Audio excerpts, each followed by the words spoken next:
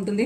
శనగపిండి, కారపొడి, కొంచెం పసుపు, వాము, కొంచెం లైట్గా బేకింగ్ సోడా, ఒక చిటికెడు బేకింగ్ సోడా వేసాను, కారపొడి, సాల్ట్ అంతే అండి. వాటర్ కలుపుకొని కొంచెం థిక్ బ్యాటర్ లాగా ఇలా మిక్స్ చేసి రెడీగా పెట్టుకున్నాను.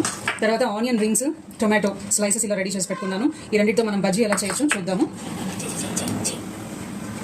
చూడండి, ఇప్పుడు ఈ బ్యాటర్లో డిప్ చేసి, ఇక్కడ గ్రిల్ ప్యాన్ చూసారా, ఇక్కడ ఆల్రెడీ వేడిగా ఉంది. ఇక్కడ నేను ఆయిల్ ఆల్రెడీ దీనికి బ్రష్ చేసి పెట్టేశాను. ఈ కార్నర్స్లో కూడా బాగా బ్రష్ చేయండి. ఇది కాస్ట్ ఐరన్ ఐరన్ ప్యాన్ అండి. దీని అలాగే ఒక టొమాటో బజ్జీ కూడా వేద్దాము.